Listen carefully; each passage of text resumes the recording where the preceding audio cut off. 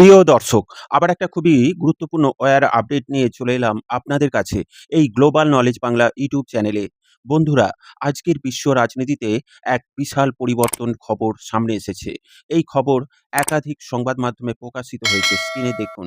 Iran ঘোষণা করেছে state of Hormuz বা হরমুজ প্রণালী এখন সব বাণিজ্যিক জাহাজের জন্য সম্পূর্ণ উন্মুক্ত। এই ঘোষণা থেকে চলমান যুদ্ধবিরতি সময়ে ইরানের বিদেশমন্ত্রী টুইট করে এর সত্যতা প্রকাশ করেছে।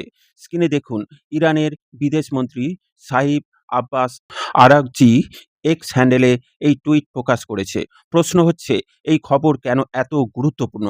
কারণ হরমুজ প্রণালী পৃথিবীর সবচেয়ে গুরুত্বপূর্ণ সামুদ্রিক বাণিজ্য পথগুলোর মধ্যে একটি। বিশ্বের প্রায় 20% তেল ও গ্যাস সরবরাহ হয় এই রুট জলপথ দিয়ে, যার অর্থ এই পথ বন্ধ হলেই গোটা বিশ্বের অর্থনীতি ধাক্কা খায়। পারস্য উপসাগরের দেশগুলো সৌদি আরব, ইউএই, কুয়েত, কাতার, ইরান সবাই তাদের তেল রপ্তানি করে এই পথ দিয়ে। যদি হরমুজ বন্ধ হয় তাহলে ইউরোপ, এশিয়া, এমনকি ভারতের জ্বালানি নিরাপত্তাও হুমকির মধ্যে পড়ে। ভারত তার বিপুল পরিমাণ অপরিশোধিত তেল ও এলপিজি আমদানি করে মধ্যপ্রাচ্য থেকে। এখানে প্রশ্ন আসতে পারে, ইরান কেন আগে চাপ সৃষ্টি করেছিল? গত কয়েক সপ্তাহে আঞ্চলিক যুদ্ধ, ড্রোন হামলা এবং নৌ অবরোধ এবং মার্কিন ইরান উত্তেজনা বাড়ছিল। বিশ্ববাজারে আশঙ্কা ছিল, ইরান যদি হরমুজ বন্ধ করে দেয় তাহলে তেলের দাম 120 থেকে $150 পর্যন্ত যেতে পারে। কিন্তু এখন হঠাৎ ইরানের এই ঘোষণা দেখাচ্ছে তেহরান হয়তো সাময়িকভাবে উত্তেজনা কমাতে চাইছে। বাজারে তাৎক্ষণিক প্রভাব। ইরানের ঘোষণার পর আন্তর্জাতিক বাজারে তেলের দাম 10% বেশি কমে গেছে। এর মানে জ্বালানি আমদানিকারক দেশগুলো স্বস্তি পাবে, শেয়ার বাজারে ইতিবাচক প্রভাব পড়বে, পরিবহন খরচ কমে যাবে, মুদ্রাস্ফীতি কিছুটা কমার আশা তৈরি হবে। এই যুদ্ধে আমেরিকা ও প্রচুর ক্ষয়ক্ষতি হয়েছে। তবে এই যুদ্ধবিরতিতে আমেরিকার ভূমিকা কি? ডোনাল্ড ট্রাম্প বলেছেন, হরমুজ এখন ready for full desert passage. তবে একই সাথে তিনি জানিয়েছেন, ইরানের বিরুদ্ধে মার্কিন নৌ অবরোধ এখনও পুরোপুরি শেষ হয়নি। অর্থাৎ বাইরে শান্তির বার্তা থাকলেও ভেতরে দর কষাকষি চলছে। ইরানের কৌশল কি? ইরান জানে হরমুজ তার সবচেয়ে বড় কৌশলগত অস্ত্র। যখনই পশ্চিমা চাপ বাড়ে তখন ইরান এই প্রণালীকে লেভারেজ হিসেবে ব্যবহার করে।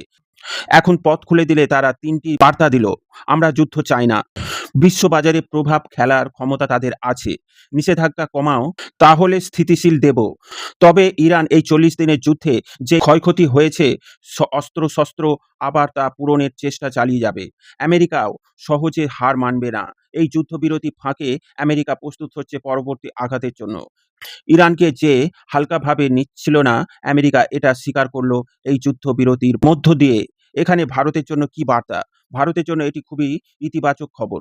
কারণ তেলের দাম কমলে ভারতের আমদানি বিল কমবে, রুপির ওপর চাপ কমবে, পেট্রো ডিজেলের দাম স্থিতিশীল হতে পারে, অর্থনীতিতে ইতিবাচক প্রভাব পড়বে। বিশেষ করে নির্বাচনের আগে বা অর্থনৈতিক চাপের সময় এ ধরনের খবর ভারতের জন্য স্বস্তিকর হয়ে উঠছে। কিন্তু ঝুঁকি আছে, আবার কিছু হবার সম্ভাবনাও আছে। যুদ্ধ যে আবার শুরু হবে না এ কথা বলা যাবে না, কারণ যুদ্ধবিরতি সাময়িক। ইসরায়েল ইরান উত্তেজনা এখনো আছে, মার্কিন অবরোধ চলমান। একটি মাত্র হামলাও পরিস্থিতির বদলে দিতে পারে। অর্থাৎ আজ হরমুজ খোলা, কাল আবার উত্তেজনা তৈরি হলে তা বন্ধ হয়ে যেতে পারে। ইরানের এই পদক্ষেপ শুধু নৌপথ খোলা নয়, এটি একটি রাজনৈতিক সিগন্যাল। বিশ্বকে দেখানো হচ্ছে, ইরান চাইলে সংকট কমাতে পারে, আবার চাইলে বিশ্ব অর্থনীতিকে কাঁপিয়েও দিতে পারে।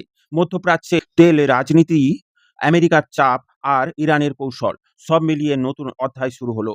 প্রিয় দর্শক, আপনার কি মনে হয়, ইরান সত্যিই শান্তির পথে হাঁটছে, নাকি এটা শুধু সাময়িক কৌশল?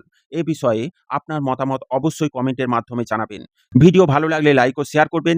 ডিফেন্স, ফরেন পলিসি ও জিওপলিটিক্স রিলেটেড খবর পেতে এই গ্লোবাল নলেজ বাংলা চ্যানেলটিকে সাবস্ক্রাইব করে আমাদের সাথে জুড়ে থাকুন। সকলকে জানাই আন্তরিক ধন্যবাদ।